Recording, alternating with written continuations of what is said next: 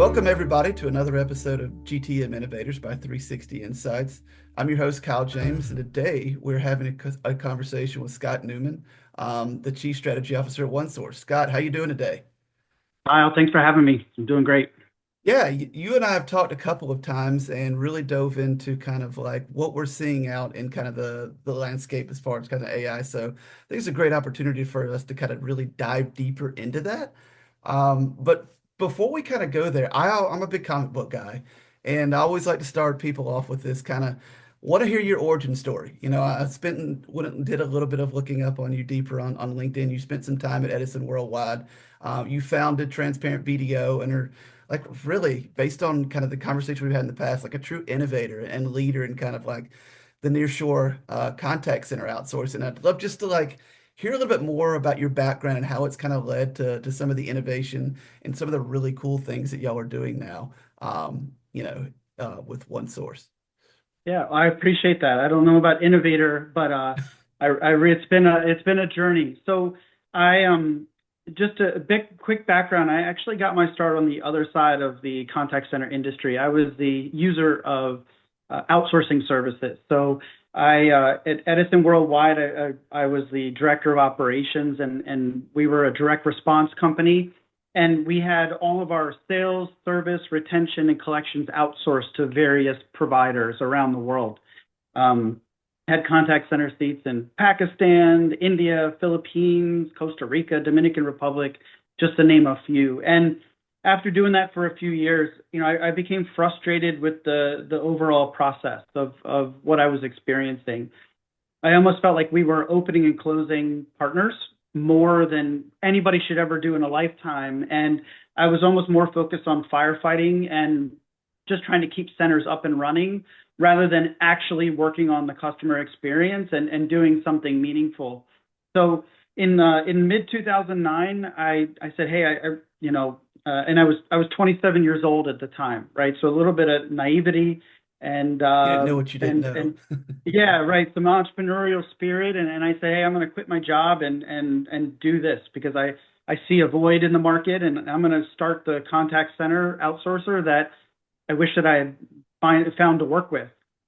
So at the end of 2009, I actually moved to the country of Belize, and there's more to the story about how I arrived there, but I moved to the country of Belize at 27 years old and started Transparent BPO with my partners at the time. And we started very small, bootstrapped the business. I hired the first 30 people and trained them myself. And what we were trying to do really started to catch on. And over the next 15 years, we started building Transparent BPO into a bigger and bigger brand. And we became the largest private employer in the country of Belize, Wow. something we were really, really proud of. We had about, at the time, about 1,500 employees in the contact center business. We're the first real outsourcing company to ever open up in the country. So we really helped sort of pioneer the market and define what that is. And then we moved into the Philippines in 2019 and then into Jamaica in 2022. And it was just a really awesome journey. And, as we continued to grow and wanted to expand into a bigger footprint and offer more services and technology, that's when Transparent BPO became part of the OneSource family. And I took the job as Chief Strategy Officer there to help sort of look at technology, emerging technology solutions, and where we could really differentiate in the market. I'm not a technical person, but I've always had a real passion for just creating things. With my former partners, we built one of the first contact center systems in the market, and I sold my interest in that in probably 2015. And so I've always had sort of a knack for technology products and wanting to build stuff. And I think that's a big part of what I bring to the table today and where I spend a lot of my time. That's really cool. I want to go back and like double click, dive a little bit deeper into something. Like you mentioned, like the frustration and kind of, what you've built now with kind of call centers. Like, what was that frustration? And like, have you kind of identified? It sounds like you have kind of identified as like the best practices, blueprints of kind of how to stand these things up and really roll them up out at scale. But like, what was the main frustration? Was it just like people not having great English or kind of like, yeah, dive in a little bit dive into a little bit more, do that for the audience. Yeah, I will. It's funny because I had it with a client. I had a conversation the other day, about English and accent, and because we're in 18 different countries today, offering many different options and language support, and they were concerned around one of our markets and how Americans would view accent, and there were sort of some preconceived notions around that. And as I explained to them, and I've said for years, accent is not the source of frustration when it comes to customer experience. The source of frustration is because your problem's not getting resolved. If I talk to an agent and you are professional and courteous and you resolve my problem and you come across as an expert, accent doesn't matter. But the minute that the customer experience is poor, it is always the first thing that everybody latches on to, right? It's about accent. So it's more about resolution than it is location. So, English was never really the big thing that I was always trying to solve for. I think with a lot of the contact center partners back in the day, it was a very commoditized service. It was like we had the saying in the industry is like putting cheeks in seats. How many bodies do I need to put in the seats because I need to bill my client this number of hours? And, when agent A doesn't show up, who's the next person I can just throw into the seat so I can get a billable hour? And those kinds of methodologies and mentalities don't produce really good customer experiences for people. So really what I was, and the other part that I thought was difficult is with a lot of the companies we work with, I never really interacted with senior management at any of these companies. I was just too small, right? 50 seats here or there.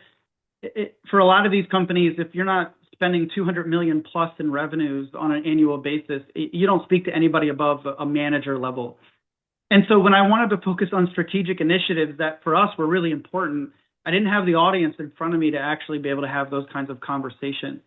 So for me, it was about creating a model that was focused on quality delivery, making sure that we over invested into training and leadership development, that we were building good managers and a good culture of bench strength of leadership over time, and making sure that we were accessible in our business, that a lot of us, we love being involved in the strategic side of the business. But unfortunately, a lot of our jobs tend to become very tactical in nature.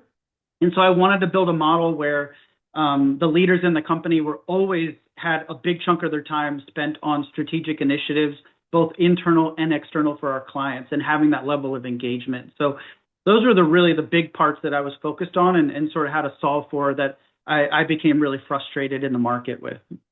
Well, and it's funny because hearing you talk about that, I mean, I think leads right into what you've kind of built now. And kind of to give the audience a little bit more flavor, I recently wrote a research report kind of talking about your CalibrAIte project or product that you've rolled out kind of for these call centers to help educate, train, provide feedback, get call scores and things like that. And it sounds like, getting that strength of bench, like it solves so many of these problems that you have and kind of wrapped up into one solution. So, just so everybody's like kind of updated, like give us a quick overview of kind of what is CalibrAIte and kind of how customers use it and yeah, just like really what it is, I guess. Yeah. So, ever since AI has sort of come hot and heavy onto the scene, everybody's looking at ways of how do you invest into it and how do you leverage it. And in our space, it's really unique because we are in the human capital business, and a lot of customer interactions still need to be handled with humans. But where we've spent a lot of time is we say, hey, the products that we're going to build ourselves are going to be things like that we can integrate with best-in-class AI technology solutions, because we'll never have the firepower of a lot of these big organizations that are exclusively working on large language models or other types of things like that. And so we've said, how do we leverage this to provide a better experience and better coaching for our employees? And so that's where CalibrAIte came in. And the idea behind CalibrAIte is fairly simple on the surface, very complex in actual execution. But the idea is if it's a call, we take a voice call, we transcribe it with 95 to 98% accuracy into text. And then after we create sort of a custom scorecard or evaluation card where for that particular client or line of business or call, it's completely custom to what their business needs to evaluate. We're able to take that transcript, and then with creative prompting, we're actually able to drive scoring and meaningful feedback for the particular call and end up automating the entire QA process within our space. We have been able to do this with calls, with text, with chat transcripts, with emails, so we can process all different kinds of interactions. And then we've also been able to, find ways to bridge the gap from the actual evaluation and getting objective measurements that we can use for benchmarking and different things. But also, how do we help agents, frontline employees become better at their job with real-time coaching, right? How do we help them see what they did and how to improve and give them opportunities within CalibrAIte? And those have been some of the features that we've been heavily focused on and building today. I love it because I hear so many companies that I talk to talk about pulling these call transcripts because it seems like such an obvious low-hanging fruit because there's massive amounts of data created by every single company that has conversations on the phone, and everybody does all day long. And if they're not pulling call transcripts and bringing it into their data warehouses now and doing things with it, like that's step one. That's obvious. But what you've really done is like taken that and like brought out actionable steps and tools and to even talk about the coaching aspect, right? Like you could also coach these people with it, which I think is just super cool. They get off a call that didn't go well. They know it didn't go well. They can see the score that it didn't go well. Well, they can go do a retry essentially, right? With AI and like have that conversation with it, which is like super innovative. But the tech's there now to do that. It's not science fiction anymore. Yeah, that's exactly right. I mean, we call it a do-over function where when an agent and we're leveraging that to become simulation based as well, where when an agent doesn't have a good call, they can actually interact with the AI, and the AI acts like the customer, driving the same outcome of the call, but the agent is now giving different responses so that they can see what the outcome would have looked like if they had handled the call differently. So if the customer became irate because they didn't do a good job de-escalating a certain situation, they can replay that call with the AI acting like the customer. The other sort of ongoing thing that we see in the space when I mentioned simulations, and this is our biggest project we're working on right now, is training and getting agents ready to actually get on the phones. It is one of the most stressful time periods for agents in our business. You go from classroom training and you do your best to kind of get them ready to get on the phones. But the reality is that there's so much anxiety. We see a huge drop, like a huge spike in attrition from like day one through the first week because it's so overwhelming. It takes agents time to get comfortable and to get over that anxiety. So we've been working on simulations using CalibrAIte and AI so that they can have more of a real life experience of actually role-playing calls using AI before they actually have to take a live call. And so we can give them dozens and dozens of real-life scenarios that took place, but they're being played with AI so that the impacts of the call aren't there, which takes the level of the pressure off of their plate. That's fascinating. It's like taking over the do-over function and just generalizing it. So now I'm curious, like let's say what is onboarding typically like? Is it kind of a week ramp up and do they spend a day or two kind of in this simulation mode? Like basically running the call, like having real conversations, but they're not real conversations. And because they know they're not and it doesn't, it's not fourth quarter balls on, the red zone and they have to get it right. Like they can be more comfortable with that, right? That's exactly right. I mean, so classroom training for clients varies drastically. If some clients that train in 4 hours because it's really simple, and I have other clients that it takes 12 weeks of classroom training before they ever take a live call.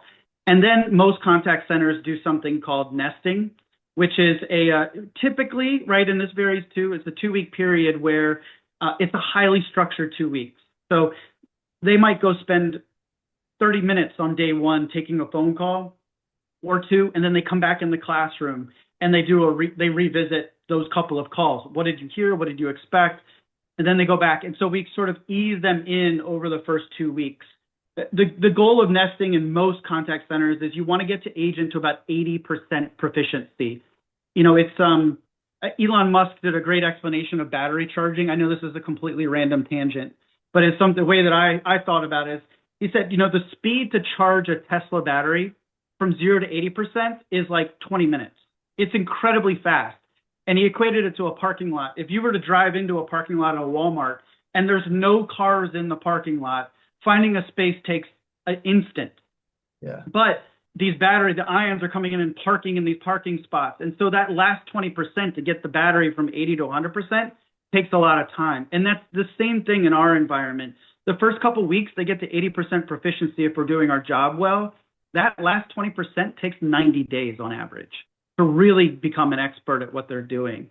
And so what we're looking at is ways to say, hey, like, how do we ease them into this in the classroom setting before they take a real-time like phone call, and to give them access and real life scenarios that they're going to experience, so that maybe, just maybe, we can go from 80% to 90% in that nesting period and provide a quicker path to proficiency for the employees.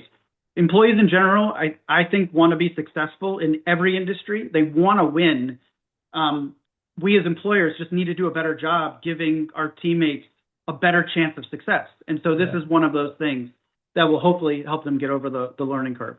Well, and what I think is another really interesting example of this is like these are frontline employees, right? They're not senior executives. They're a lot of times not super technical savvy. And they're getting exposed to AI in a way where like it's collaborative, it's helping them, and it's not really scary, right? Which is what has been like the response and feedback to that, because that's typically a cohort that doesn't get to play with it. They're not chat GPT, asking questions and doing stuff all the time like some of us are. But like, what has been that experience that you've seen and heard about them getting introduced to this like science fiction technology, right? Yeah, I mean, I think my answer a year ago would be different than it is today. I mean, a year ago, if a frontline employee heard about some sort of AI tool that we were working on or a client was deploying, immediate negative reaction, shutdown, my job's going to be eliminated. That was the early reactions to things. But the project I'm talking about with CalibrAIte is just one example of dozens that are being already live and deployed in the contact center environment. And most of the development and tools are there to designed to help the agent do a better job at provide a better customer experience, right, for whoever they're handling a call for or interaction. And so whether that be like what a product that is known in our industry as Agent Assist, where it's actually connected into the phone line and it's listening in real time. And if, Kyle, if you called me and I was a travel agent and you said, hey, I really like to travel to Hawaii. I've never been before. What island's one of the best places I should go?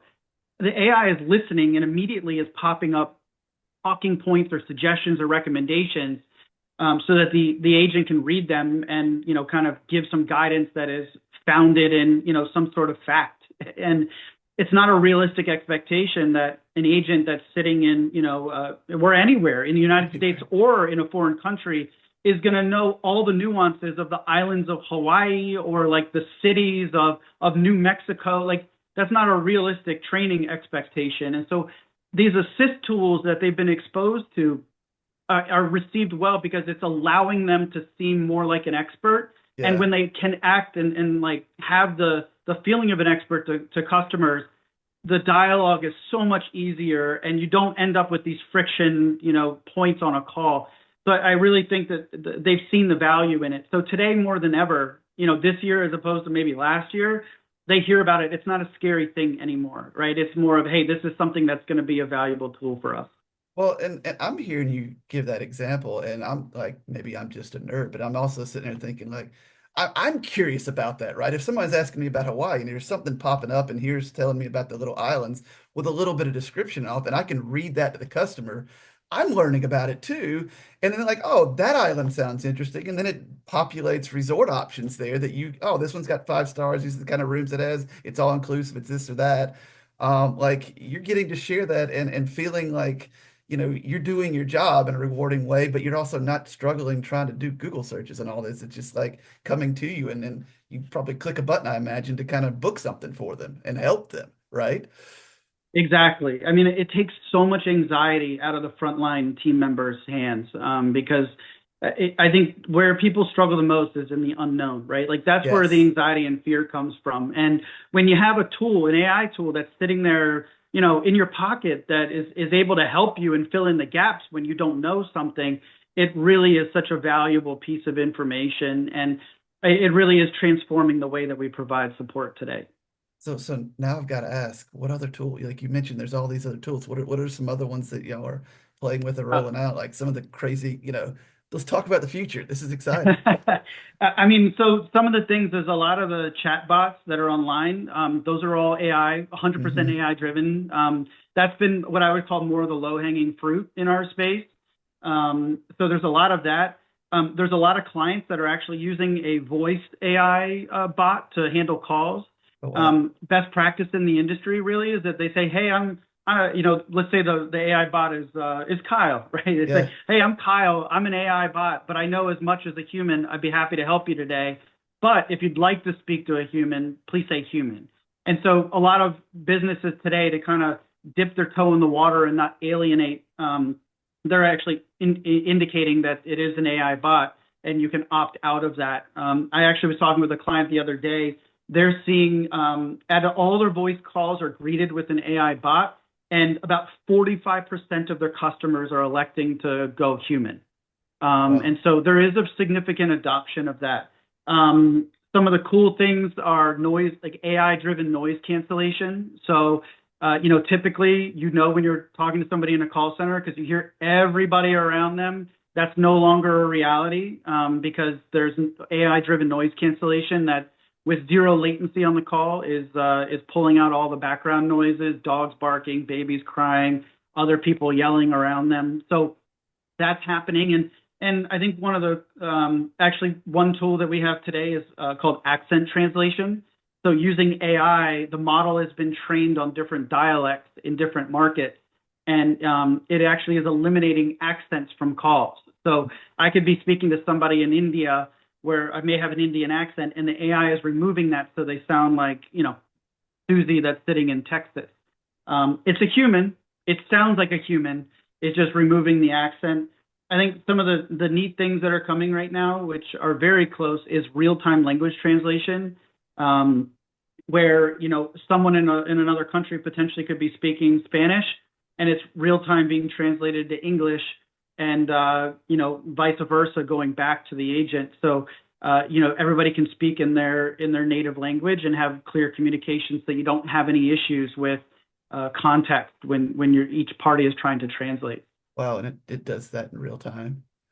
It's pretty close. It's pretty close to real time. It does have a little bit of latency built in, but if you're not on video, you Yeah. you never really see that thing. But that technology is advancing at a very rapid pace. I'd expect to see that rolled out pretty aggressively, going into 2026 or late this year. I want to dive in it because I recently had a conversation on the show with Sarah Rosso, who is at SmartCat, who is kind of doing a lot of that AI translation. And go listen to that hashtag, go listen to that episode if you want to dive into that. But I think the interesting thing we got to at the end of the call was, what you've seen in the last 100 years is how many, and this is, I'm nerding out on a side tangent here, but I'm curious for your perspective of this, is we've seen like how many languages have we lost, right? Because, English is the business language and everybody needs to learn English. But if we have this like Babelfish translation area, like layer in the middle, like there's not the need to lose all these dialects and local language anymore. I'm curious if you thought about that. Like that seems like a very good preservation thing where we're so used to technology like destroying things, but here's an opportunity because you don't have to lose this to match everybody else. It kind of keeps diversity, in ways that maybe we haven't thought about in the past. I think the part that's really important to us, it's about partnership, and we are a multicultural organization, being in so many different countries.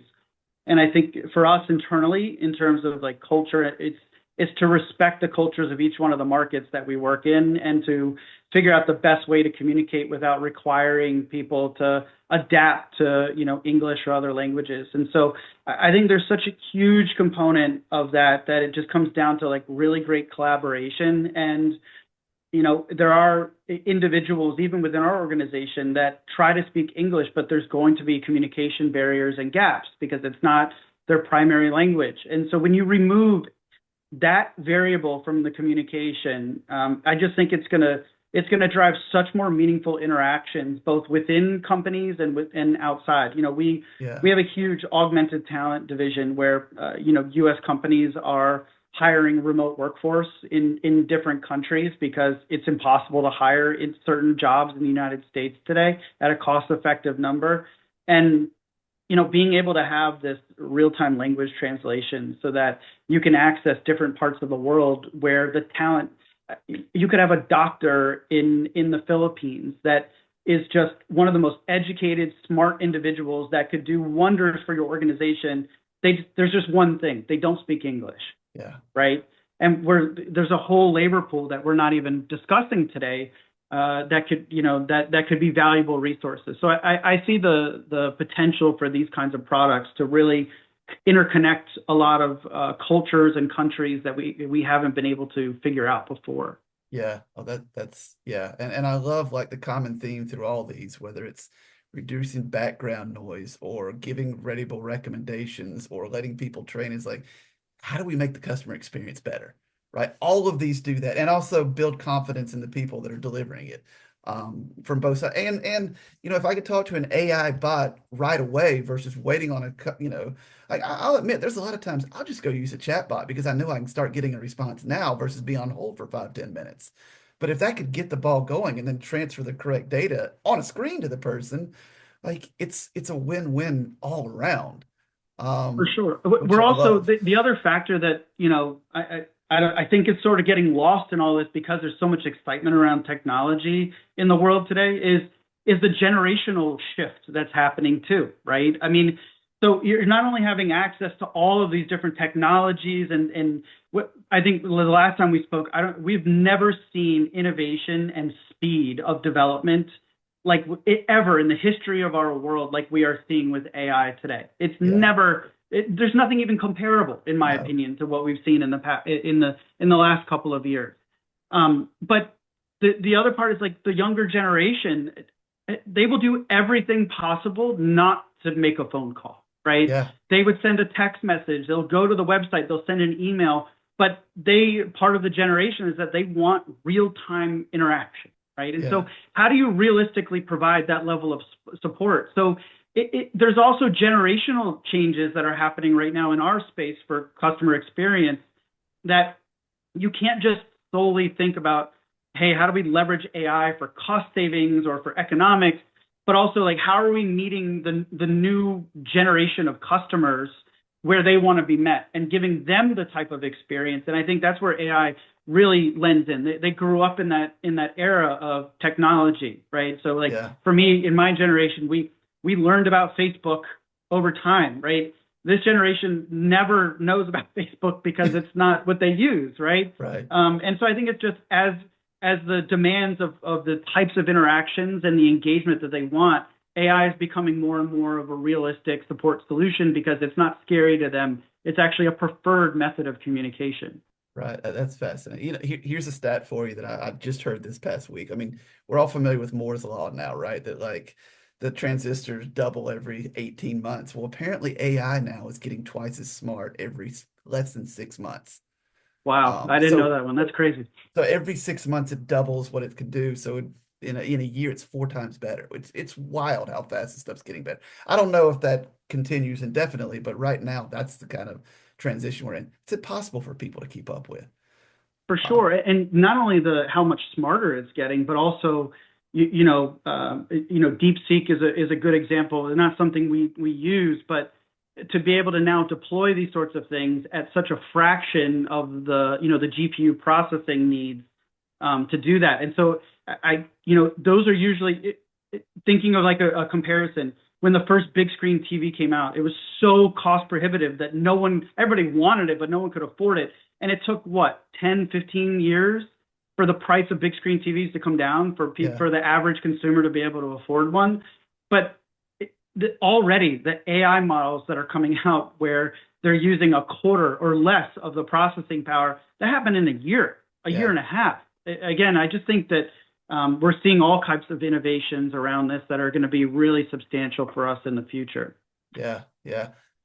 Oh, let's take a step back a little bit though, because one of the things that you and I really talked about in our first conversation is why like 80% of companies aren't ready to do this stuff because they don't have the foundation in place. Let's dive into that a little bit, right? Like I think we've talked about call transcripts. What are those transactional or it's table stakes now, right? To build your bespoke data set. But what other best practices and things do you when you're working with businesses talk about when like, hey, how do you get ready for this? And what are the things that you need to have in place to really take advantage of all this stuff that's coming and all this compute power that's available now? Yeah, really for me and what I've seen, and I think businesses are starting to catch on to this, but I see a lot of businesses that have been, I don't want to sound negative when I say this, but sort of the tech stack has been cobbled together over time, right? Mm. And maybe like thinking about Southwest, how long ago that was at this point when their systems crashed for multiple days.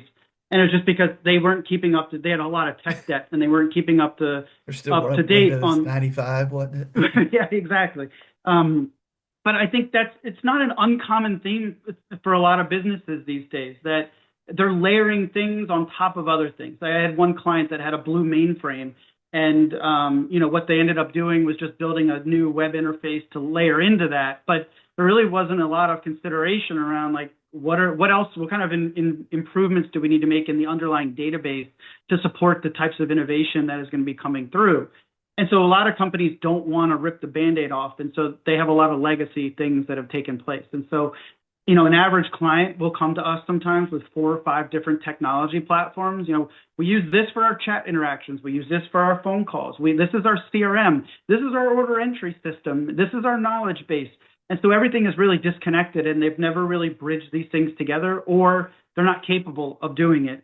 I think the reason that most companies are not able to leverage AI quite yet is because AI needs huge data sets to be fine-tuned and trained to really get the types of results that you would expect. And so, trying to integrate with a dozen different systems that don't all talk the same language and have the same kinds of data, that normalized data is a huge challenge. That goes even in the knowledge bases. The stuff you train your employees on is such a critical part to AI models learning of what the right response is. It's not just the data that needs to come out, like factually what the right answer is. It's also the context of how you want things to be answered and what sort of tone, professionalism, and the other sorts of business policies and things that are there. And I think companies are racing right now to try to get this stuff together so that it can be integrated with AI. But I think the average company is not ready to do that quite yet. And so there's an appetite for AI and like, how can we dabble in it? And I see a lot of clients that are, doing proof of concept things, but that's great, except that they're not going to be able to roll it out because they haven't done the underlying infrastructure requirements that are necessary to do that. So I actually have seen a lot of clients now more over the last, I think, 12 to 18 months are going through major technology transformation by dumping their legacy systems and trying to migrate to new cutting edge platforms just for customer support so that they can check that box off. But that's why I think a majority of the companies are not ready to really truly leverage AI yet. And maybe the challenging part for clients is that every AI vendor that they talk to, yes, we can integrate. Yes, we can do that. Yes, because they're trying to make software sales. Yeah. But it's not enough to make it really, the outcomes that happen because of that are not great. So I think that there's a lot of painful lessons that are happening right now at the same time with companies dabbling in this that aren't seeing the results that they had hoped for. I'm curious, kind of going a little bit deeper in that, right? Like there's the old way and then kind of there's the new way. What is the difference? when I say that, is it like 4x? Is it 10x? Is this one of those 10x improvements that, hey, if you clean up your infrastructure, move to a more modern stack where you could take advantage of this, your team will be 10x better. Is that right? Or what do you think the percent is? I would hate to even put a number out there because I don't even know exactly how to get to that particular piece of information. I can tell you it's multiple X. Yeah. And I think that so here's an example, right? Legacy way of doing things like this is our chat, this is our email, this is and everything's a different piece of software that somehow integrate, into like a centralized CRM. But what companies are going to now is sort of a single system of record that maps the customer journey, right? So I can go into a customer account and see what ad they responded to online, what website of ours and landing page they visited, when they called in, what they ordered this month as opposed to last month. And having all that data in that complete customer journey in one central location allows you to do a number of things. So number one, if we think about cost savings, having all the data into one particular place will allow AI and other products to kind of layer on top of the human interaction to provide more efficient interaction, support. There's less navigating between windows for the agents. You get better call handling time. So I think that there's immediate cost savings. Could that be 10% or 80%? Impossible to quantify in general, but for each business case, it's going to be different. But then obviously it depends on client business, but the revenue impacts that this could drive. For decades, a lot of companies have viewed customer support as like a cost center. And, that's been a shift over time. But, really customer support could be a revenue generator if you have AI and the customer journey there where you can make other product recommendations or, hey, I saw you didn't reorder this last month, can I help you with this? And you're doing more outreach. You see the customer's preferences and likes, and you're able to present ads or other products that will drive relevant call volume. So I think that there's this whole other aspect of real meaningful revenue drivers that can happen. So could it be 10x? Easily. I mean, between the cost savings and the revenue increase, this is one of those ways that I think customers are going to be able to really benefit from on both ends of the spectrum. Yeah, yeah, no, that makes a ton of sense. And because you've now got this giant database repository that you can query and ask questions about your customers and their experiences, I'm curious, how much are you seeing that data cross-departmentally shared, right? Like whether it goes to a product team or a sales team or a marketing team to where they can query and say, hey, what are the 10 biggest issues we had last week? So that we can overcome those objections in the sales process or write content around it to address it. Like, are you seeing that sort of collaboration start coming out of all of this?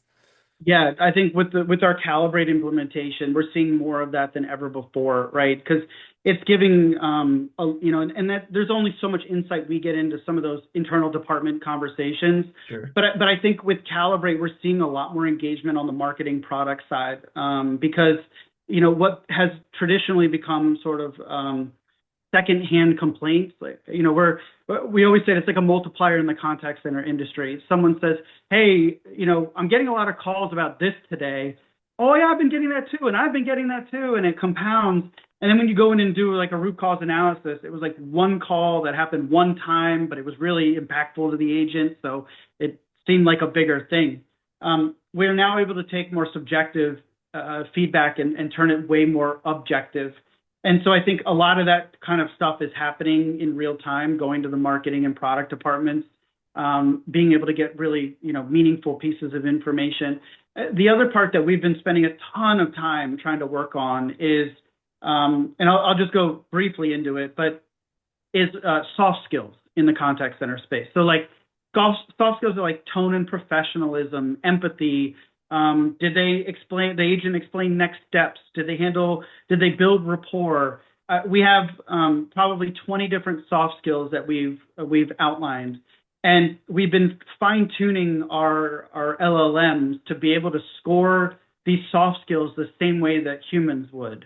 And so just maybe at a high level, what we've done is we've taken a sampling of calls and we've had 150 or more humans for these calls, for these soft skills type things. And then you do statistical analysis to remove outliers and ended up with your, your standard deviation and your confidence interval. And then we take that information and we've been fine tuning our LLMs to be able to bring their LLM scoring into that same sort of confidence interval range that the humans would have, so that our CalibrAIte product will be able to score these soft skills within the deviation of what a human would.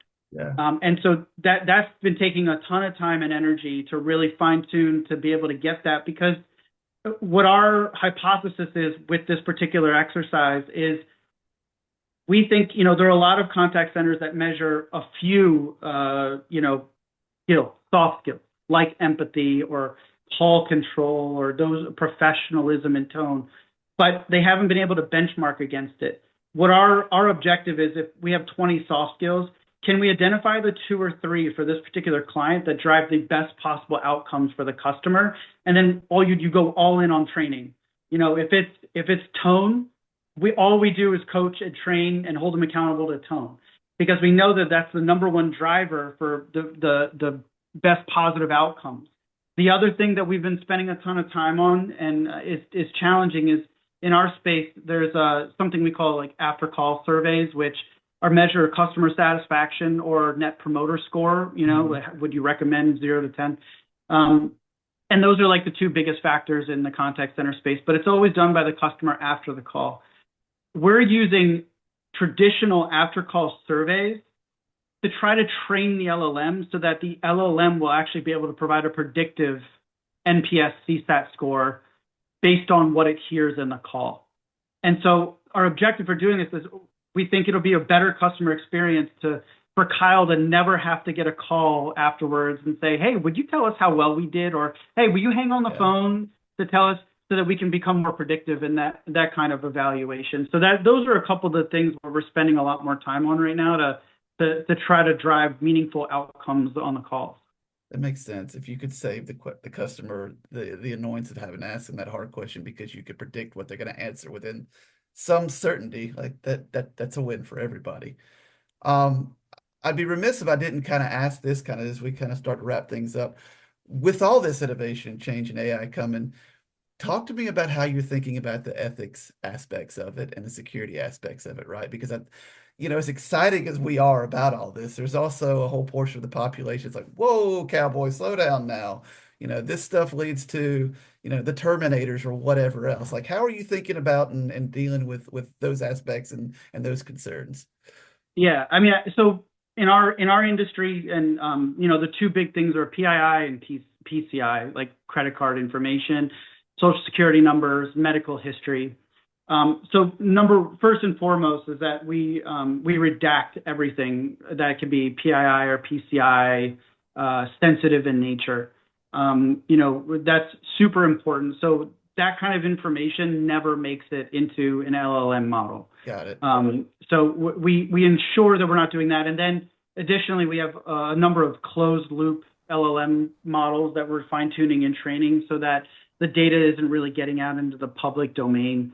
I think it's really important as we're thinking about, like you said, the ethics, but the security. It's all about information, right? And the more that contact centers are deploying technology where humans aren't taking a lot of that information anymore, and that it's being encrypted and safeguarded and stored away in secure locations, I think that's really where we're actually going to get a lot more security over humans actually taking that information over time. And so, if anything, I would think that with the advancement of AI and some of these tools, payment card capture using web links or text messages as opposed to reading it over the phone, or typing in your social security number on a secure portal rather than giving it out over the phone. These are the types of things that I think will actually enhance the level of security and should provide more comfort for a lot of consumers. That's good. I think that's the kind of stuff everybody needs to hear. Like, there are these safeguards in place, and we're all aware of it. We're not ignoring it, but it gets into the devil of the details.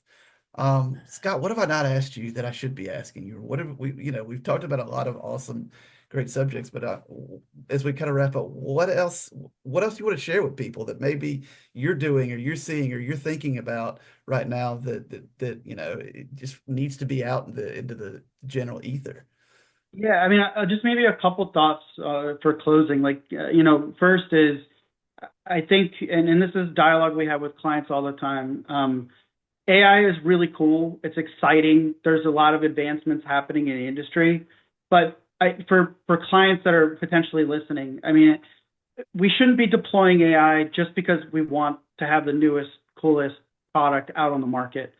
For us, we've always taken an approach internally with our team where, if a client asks for something, our first question is, what problem are you trying to solve? Because AI today is not the right answer for all the problems. And overwhelmingly, customers still want the human in the loop interactions. AI is not reliable enough at scale to be customer facing to handle all of the queries and concerns and issues. And so, I think it's important that we take a very slow, methodical approach to how we deploy AI into customer-facing environments. And so really a lot of the times is, what is it you're trying to solve? Because there's probably 10 different ways to accomplish that without just trying to launch something out there that potentially would have more risk and liability. And then, so that's sort of advice number one. The other thing is, I think, our internal philosophy is we want to lean into AI and development and things where we can, but it is all around making the human interaction better, a better experience, whether it's making our team members have a better time and enjoyable job and creating better culture, which then turns to, good customer interactions, or whether we're trying to, genuinely just make better customer interactions by access to information. I think we really need to think about the fact that, humans still need to be in the loop today. What that will look like in 5 to 10 years, I have no idea, because as we talked about, it's developing at a crazy pace. But, that's where most of our efforts have gone in. How do we make our employees' experience better? If in our business, this is not AI is not replacing jobs. If anything, we're getting more opportunities, for different kinds of development work and other types of support. And so I think it's important to keep in mind that we can be excited about the technology and what's coming. But, the days of AI replacing huge swaths of human jobs, I just don't think are upon us at this certain point in time. I think that's a hopeful message to take away. Like what you're doing is taking away the stress and insecurity about your job and making it more fun and being able to help people, right? Because like you said, it's all about empathy and compassion, and the people that are good at that, that are good in these kind of roles anyway, thrive on the success of that. If these things are enabling them to do that better, they're going to be more fulfilled and satisfied, right? And thrive themselves. 100%. I mean, and some of that is that we're going to be more efficient at our jobs. And so, where we might need 1,000 agents to provide support, maybe they're all, able to cut a minute off of their talk time, and now we only need 900. So, there might be some efficiency gains, but we're also staffing so many other jobs for other types of needs to make up the difference. And so, I'm excited about the future of the space. I think, customer support should just incrementally get better over the coming years. I think consumers have higher demands than they've ever had before, rightfully so. And I really do feel like for the first time in a long time that the technology is going to be a really unique way to help ensure that the consumers are getting the types of experiences that they're looking for, and that we're helping our team members do a better job. Love it. I love it. Scott, thank you so much for joining us. I hope everybody out there found this as insightful and a good of a discussion as I did. It feels like every time I talk to you, there's so much that I come away with. So thank you once again for joining the podcast. How could people be of help with you? How could people connect with you? What services can they offer to you, and ways that they can engage with you? Yeah, I mean, I'm on LinkedIn. Also, OneSourceCorp.com is our corporate website. I think, where anybody has some innovative ideas or, technology platforms that might be of interest or, fit into the space, we'd love to connect. And any clients that are in need of, top tier customer support, leaning into technology and, as well as, back office roles, we'd love to have the opportunity to connect. Awesome. Awesome. I love it. And for everybody out there, if you enjoyed this episode, please subscribe, like, give it a 6-star review. We'll take 5, but we try to push people to do 6-star reviews. And thanks everybody for tuning in. And we'll be back next week with another GTM Innovators. Until then, everybody keep learning, everybody keep growing.